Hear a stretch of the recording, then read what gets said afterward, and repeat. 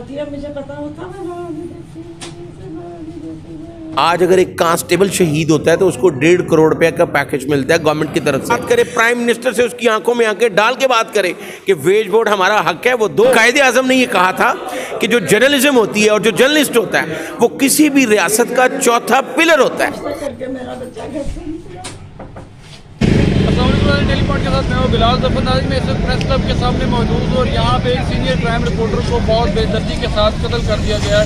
इस वक्त उनकी फैमिली हमारे साथ मौजूद है, आपकी बात करवाते हैं उनके साथ से कि वो क्या कहती है, उनका बेटा घर से सुबह क्या कह कर आया था। आइए आपकी उनसे बात करवाते हैं।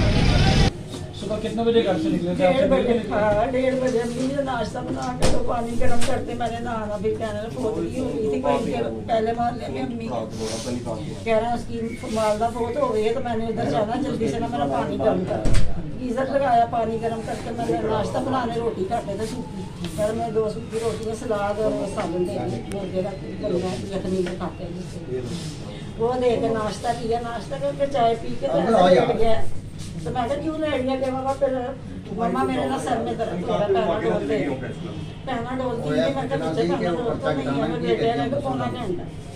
उठ के फिर अपना फोन आया तो अपनी बच्ची से कहने लगे कि तुम्हारे ना चेक होना काम स्कूल का, तो ये आपने काम किया? उसने कहा पापा मैंने ना आधा किया, आधा मेरा रह गया कि शाम तक करें, शाम तक मैंने ना तेरी टीचर को काम भिजवाना। तो उसने कहा ठीक, बस ये कह के सीढ़ियाँ उतरे और मैंने देखा तो हंस पड़े मुझे, ये कह के चले। ये क्या ड्यूटी पे आ गए जी, कार्रवाई करनी चाहिए सख्त सख्त, जो गोलियां मारी हैं तो बाप भी करेंगे। तो उनकी क्या दुश्मनी थी किसी से? कोई दुश्मनी थी, बहुत से इंसान थे, गरीबों का ख्याल करते थे। जी बिल्कुल, आज बहुत अफसोसनाक वाक़या पेश आया जिसमें हुसनैन शाह के ऊपर 14 गोलियां फायर की गई, जिसमें से 11 गोलियां उनको लगी और मौके पे जहां भाग हो गए। इस वक्त हमारे साथ लाहौर प्रेस क्लब के अंदर सीनियर क्राइम रिपोर्टर शराद निसार मौजूद हैं, जिन्होंने सारे इवेंट को कवर किया। उनसे पूछते हैं कि सहाफ़ियों के ऊपर ये हमले कब तक होते रहेंगे और इसका क्या सद्देबाब होगा, सहाफ़ियों को तहफ़्फ़ुज़ कौन देगा। जी अस्सलाम वालेकुम शराद भाई। जी वालेकुम अस्सलाम। शराद भाई, आज बहुत अफसोसनाक वाक़या पेश आया, इसके बारे में आप क्या कहना चाहेंगे? DIG भी यहाँ पे थे, SSP भी यहाँ पे थे, लेकिन उसको मारने वालों ने बहुत बेदर्दी से मारा और निकल गए। कैसे पता लगेगा ये कौन लोग हैं? बलाल साहब, पता तो लग ही जाएगा कि कौन लोग थे, क्यों मारा, कैसे मारा, वो पता चल जाएगा। लेकिन इस तरह के वाक़या तब तक नहीं रुक सकते जब तक जो सहाफ़ी, देखिए सहाफ़ी अभी नारेबाजी कर रहे हैं, लेकिन जब तक सहाफ़ियों को लीडर ख़ुद इस बात को सीरियस नहीं लेंगे। 2021 में 18 सहाफ़ी कत्ल हो गए, क्या बनाए? सहाफ़ियों को जो लीडरान है ना, उनको ये चाहिए कि वो इनिशिएटिव लें, वो अपनी कम्युनिटी को बेचने की बजाय जो है वो, क्या वो प्राइम मिनिस्टर से बात नहीं कर सकते? आज अगर एक कांस्टेबल शहीद होता है तो उसको 1.5 करोड़ रुपए का पैकेज मिलता है गवर्नमेंट की तरफ से। आज अगर हसनैन शाह मर गया तो ये वेज बोर्ड अगर नाफिज किया गया होता तो इसके बच्चों को इसका हक मिलता। हम कोई प्राइम मिनिस्टर से कोई भीख नहीं मांग रहे हैं, कोई उससे मदद नहीं मांग रहे हैं, कोई वजीफ़ा नहीं चाहते हम। ये इसलिए कह रहा हूँ कि जितने ना नवाज शरीफ ने ये किया, ना प्राइम मिनिस्टर इमरान खान ये कर रहा है, ये सहाफ़ियों का हक है जो उन्हें मिलना चाहिए। कौन सा हमारा लीडर है जो इसकी बात करता है? कोई नहीं करता।